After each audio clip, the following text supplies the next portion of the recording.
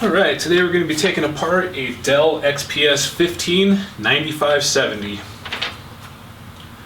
So to do this, you're going to need a small Torx bit. This is a T5 to remove the bottom case. Once you have the bottom case off, it's probably just going to be a bunch of small Phillips screws.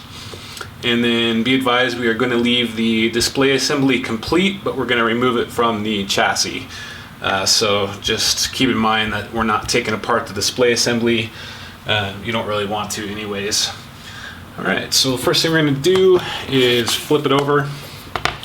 And we're going to remove all of the bottom case screws around the perimeter first.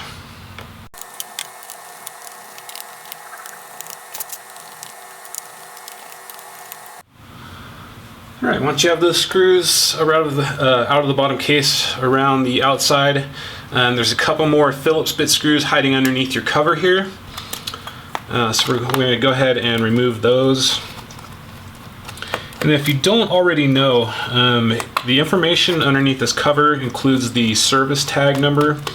And you can enter this service tag on the Dell support website and basically find out your configuration and what your laptop originally came with, and also support like drivers and apps and updates and stuff like that. Alright, so we got those screws out, and the easiest way to remove the bottom cover is just to get your fingers in there back where the display kind of meets the bottom case, and that will allow you to kind of pry with your hand and pop that bottom case off. Alright, so we'll take a look inside. Looks like the RAM is really easy to get to. SSD, fan assembly, and the battery all look pretty easy to replace, which is nice.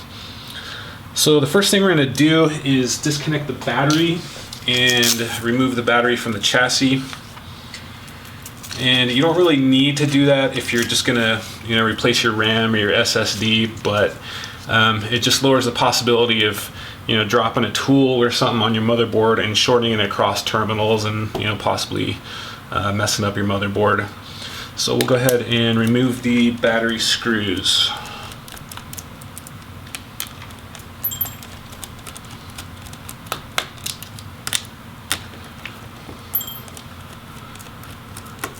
This battery is really long.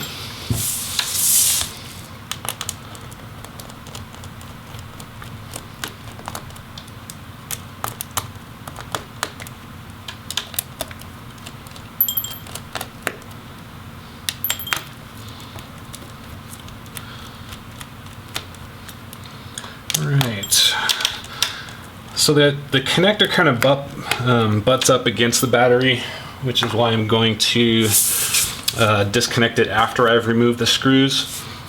So we'll just kind of pop that battery up, and once you move it away from the connector, you'll have a little bit more space to pull that connector out, and also to get your finger in there to wiggle the connector out. So just get a fingernail on each side of that little connector and just wiggle back and forth as you pull it out.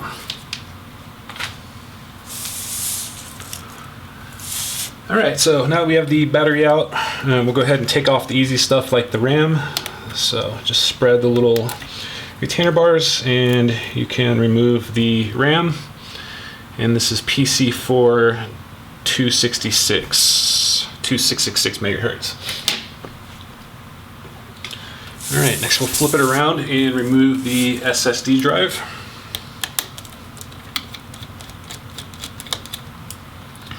Once it flips up, you can pull it out. And this is an NVMe 2280 SSD drive. So that's the size you're going to need if you want to replace or upgrade your SSD. NVMe M2 2280. Alright, so looks like the Wi-Fi card similarly has just the one screw. And we'll go ahead and remove that. The antennas just pop straight up off the top, and we'll pull the Wi-Fi card out.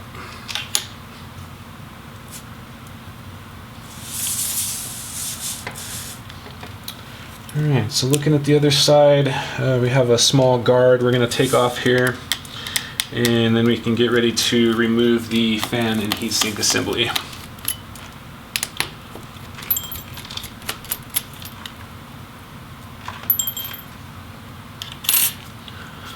So this is your video cable connection. If you need to remove your display, it looks like you can do that without having to remove a bunch of other stuff. Just make sure to get your display connector and whatever else is coming out of the other side of the display. It looks like the webcam cable is right here, and we already disconnected the Wi-Fi antennas. So once you get these cables disconnected, all you have to do is remove those hinge screws, and that will allow you to remove the display from the palm rest. But that's going to be one of the last things we do, but just keep in mind that you don't have to go through all this if you want to replace your display. Alright, so for the video cable, it looks like it is in the way of the fan, so I'm going to go ahead and pop it off, and you just pull straight up on that connector loop and it will come off of the motherboard.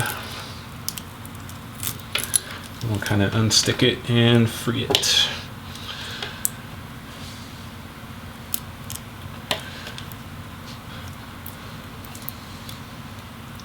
So it looks like the fans are also independent of the heatsink, so we'll go ahead and remove the fans first. So I just removed the 2 screws for the right fan and the connector. That's simple type, just pull straight out. That will allow you to remove it from the palm rest assembly. And then just repeat for the other side. Looks like a couple Phillips screws and then the 1 fan connector.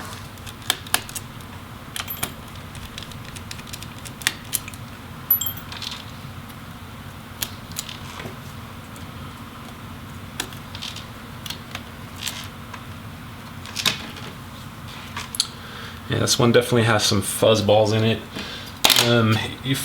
These don't look too bad, but that's why it is good to spray out your vents once in a while with a can of air just to blast any kind of stuff that's collected on the heatsink, because that's probably the #1 reason for overheating, is you have dust blocking your heatsink or kind of clogging the fan. Alright, so it looks like the next thing we can remove here is the heatsink. I see what looks like to be 8 screws. There's that 7.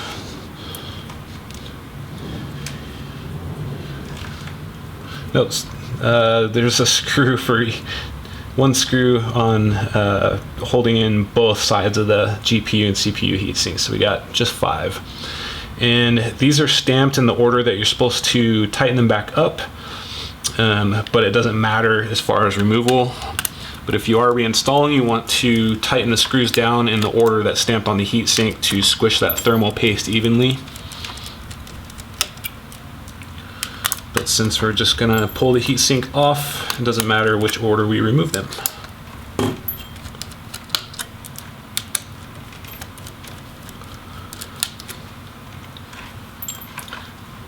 Alright, so now we can kind of wiggle that heatsink free. The thermal paste, especially after it's been used a while, it does act as a pretty strong adhesive. So you may need to gently kind of wiggle and pry up on that heatsink as you're trying to remove it.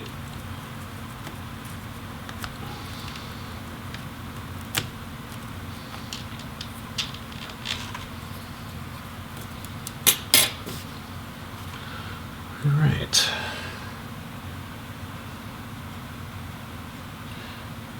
So these thermal pads are pretty thin. They look like they're probably about 1 millimeter. And we're just going to keep those with the heatsink.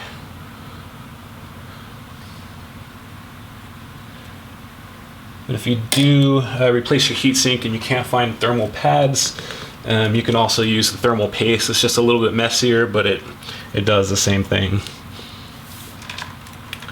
Alright, so taking another look at the motherboard. We have most of the parts that are connected to it removed, and now we can just work on the ribbons and disconnecting all of the ribbons that are connected to the motherboard still.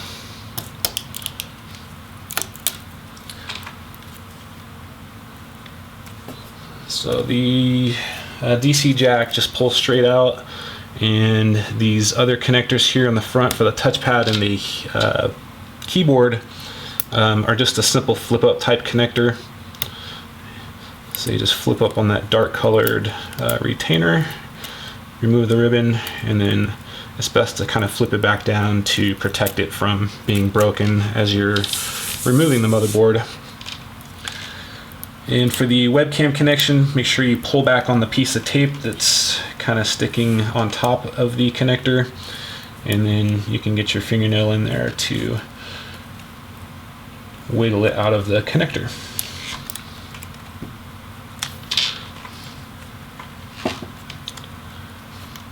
Alright, so we'll give it a quick last check, make sure that we've disconnected everything that we can see attached to the motherboard. There's a real tiny connector right here. It looks to have a little piece of yellow tape on it as well. It's just also another simple flip-up type connector.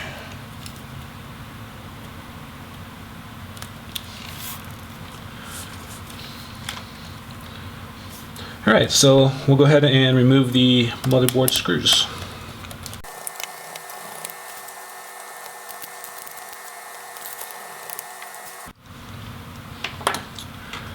Alright, so I think we got the motherboard screws out, and so basically we're just going to kind of lift up on one side of the motherboard and just kind of start wiggling as we pull up gently. And it does have these small tabs. There's one kind of holding it right here.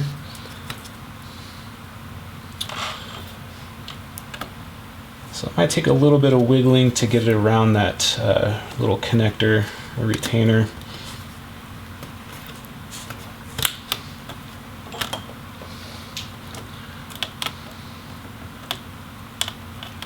It looks like we have one tiny little cable right here. So it's connected to a board that's connected to the bottom of the motherboard. So we're just going to remove that little connector. Even though it looks like it's on the palm rest, it is attached to the motherboard.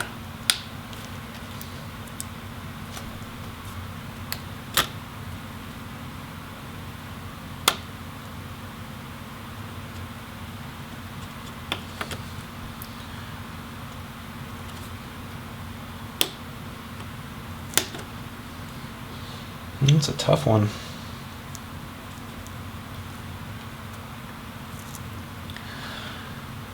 So I've got a pretty good hold on this little black connector, but it does not feel like it wants to come out very easy. And there we go.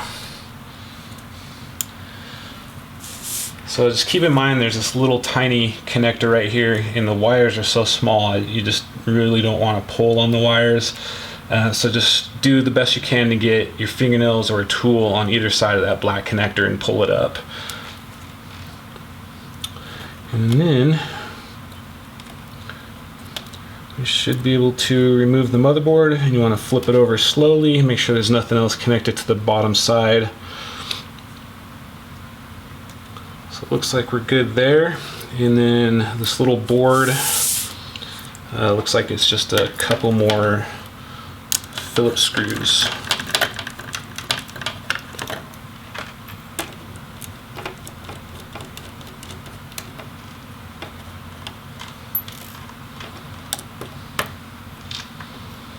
And then we'll just pop straight up and off with the kind of box connector there. Alright, so that is it for the motherboard, and there's nothing else connected to it. And we'll move on to the rest of the palm rest. Alright, so taking a quick look here, looks like the keyboard is replaceable. It's a small Phillips bit. I would say that's about a 1.5. So you'll be able to replace your keyboard without replacing the palm rest as assembly, which is good. Same with the touchpad. It's just got a few Phillips screws at the top. And speakers, same, just a couple Phillips screws. So it looks like they're you can pretty much replace everything on this laptop. A lot of the newer models, especially the slim ones, use melted plastic rivets to hold in the keyboard, which makes it pretty much not replaceable.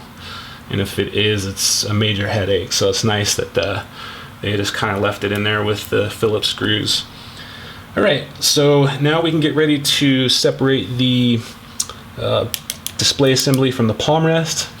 And to do that, we're going to leave one Phillips screw in each side so that we can open up the palm rest from the display before we remove the other 2 screws.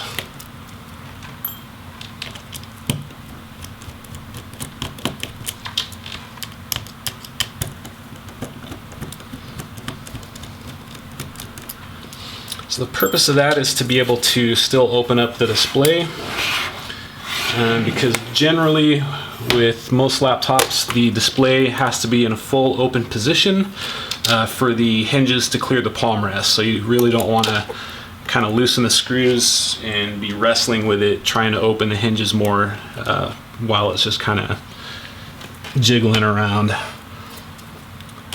Alright, so get your hand underneath and just support the 2 pieces until the last 2 screws are totally removed.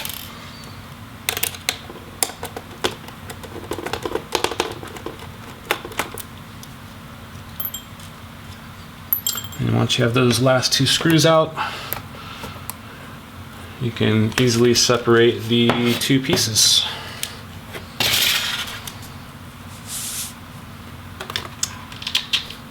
Alright, so that is it for the palm rest assembly. There is a kind of a interface board here for the keyboard and the touchpad. I believe it's just held in with some adhesive. So all in all, the palm rest is definitely pretty easy to work on. We got one last thing here. We're going to remove the DC jack. It did look like it was kind of trapped underneath the hinge, so just keep that in mind that to get that DC jack out, you'll probably need to at least loosen that hinge and flip it up. It's just kind of held on with a little bit more adhesive.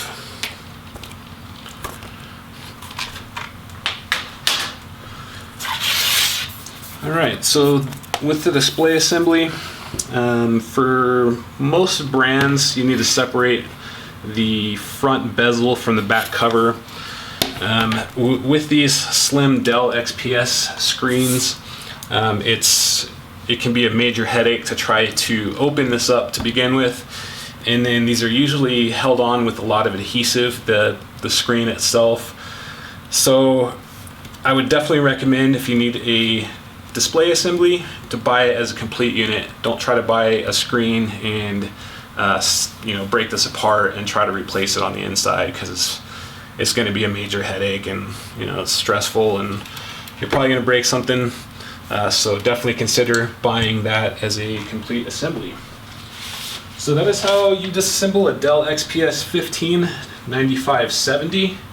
And if this video helped you or you found it informative, please like and subscribe. Thank you.